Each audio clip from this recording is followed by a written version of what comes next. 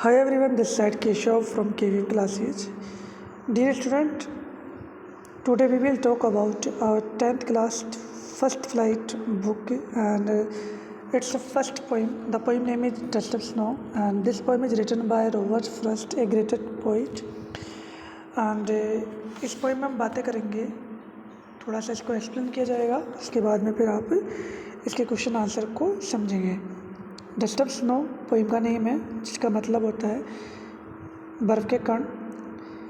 तो एक बार पोइम का हम मीन देख लेते हैं with explanation. The way a crow, way का मतलब होता है तरीका, क्रो का मतलब यू नो वेरी वेल, जानते हो अच्छे तरीके से। शुक down on me, Shuk down का मतलब होता है यहाँ पर हिलाना, ठीक है, हिलाया। सेकेंड फॉर्म है शेक की, shook. The dust of snow from a hemlock tree, dust of snow का मीन मैं आपको बता चुका हूँ। फ्रॉम ए हैमलॉक ट्री, एक हैमलॉक के पेड़ से। हैमलॉक क्या होता है? एक पॉइजनस प्लांट होता है जिसमें कि स्मॉल वाइट फ्लावर्स होते हैं, ठीक है। Has given my heart A change of mood, has given का मतलब होता है प्रदान करना, माई हार्ट मेरे हृदय को, ए चेंज ऑफ मूड एक बदलाव, किसमें? मेरी मनोदशा में। And shaped some part of a day I had rued, और उसने क्या किया? कुछ बचाया, सम पार्ट कुछ हिस्सा, ऑफ ए डे एक दिन का, आई हैड रूड, रूड का मतलब होता है यहाँ पर दुखी रहा, रिग्रेट। तो स्टार्ट करते हैं एक बार इसका एक्सप्लेनेशन। द वे एक ग्रुप, जिस तरीके से कौवे ने शुक डाउन ऑन मी, मेरे ऊपर हिला दिया, द डस्ट ऑफ स्नो, बर्फ़ के कणों को, फ्रॉम ए हैमलॉक ट्री, एक हैमलॉक पेड़ से।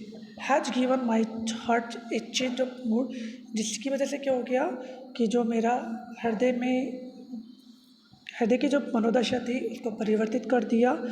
And shaped some part of a day, और उसने मेरे दिन के कुछ हिस्से को बचा दिया। आई हैड रूड, जिसे मैं क्या कर रहा था? दुख में बिता रहा था। रूड का मतलब था दुख में बिताना, ठीक है। तो एक बार इसका एक्सप्लेनेशन कर लेते हैं कि लाइक कवि क्या था कि हम लोग ट्री के नीचे खड़ा हुआ था and he was in A sadness and depressed mood.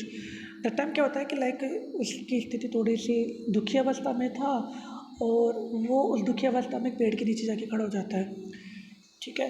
तो उस पेड़ के ऊपर एक कौवा बैठा हुआ था। तो वो कौवा क्या करता है कि अब कभी को वहाँ पे बहुत देर हो जाती है खड़े रहते हुए, वो अपनी दुखी अवस्था में पता नहीं चलता क्या क्या सोचता रहता है, उसे पता नहीं होता कि वह कितना टाइम अपना वहाँ पे स्पेंड कर चुका था। तो सडनली क्या होता है, जो कौवा होता है वो जो हैमलॉक ट्री की जो ब्रांच है उसे थोड़ा सा शिफ्ट डाउन कर देता है, लाइक उसे थोड़ा सा हिला देता है। तो उसी कंडीशन में क्या होता है कि जो डस्ट ऑफ स्नो है वो कभी के ऊपर आकर गिर जाते हैं, और कभी के ऊपर जैसे आकर गिरते हैं तो कभी का मूड चेंज हो जाता है और कभी सोचता है कि यार मैंने अपना पूरा जो दिन भर का जो जितना टाइम था अब तक का वो मैंने क्या कर दिया, उसे बर्बाद कर दिया, उसमें जो मैं दुखी रहा। अब मुझे क्या करना चाहिए? मुझे अपने बाकी का जो बचा हुआ दिन है उससे क्या करना चाहिए? उसको यूटिलाइज करना चाहिए। तो कभी क्या करता है कि उसका जो है हार्ट है वो चेंज हो जाता है, ठीक है, और वो जो उसका जो बचा हुआ पार्ट था दिन का जिसमें वह क्या रहता है, थोड़ा दुखी रहता है, उसको भी वह बचा लेता है। तो इस तरीके से यहाँ पर रॉबर्ट फ्रॉस्ट ने एक छोटे से पोएम के माध्यम से एक संदेश दिया है कि कभी कभार कुछ चीज़ ऐसी हो जाती है हमारे लाइफ में कि जिससे कि हमारा मूड चेंज हो जाता है और हमें एक जो नेगेटिविटी है उसमें से हम एक पॉजिटिविटी में आ जाते हैं, ठीक है। तो ये पोएम मेरी यहाँ पे फिनिश होती है। आई होप आपको ये पोएम समझ में आई होगी। अगर नहीं समझ में आई हो तो वापस से इस पोएम को एक बार दोबारा चेक करके देख लीजिएगा। थैंक यू, आपने टाइम दिया उसके लिए बहुत बहुत धन्यवाद।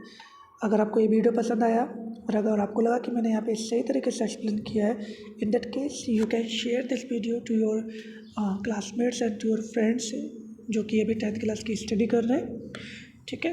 और आप इस चैनल को भी सब्सक्राइब कर सकते हैं। It will depend on you, कोई ज़बरदस्ती नहीं है। Thank you, thanks a lot of your dear friends, thank you.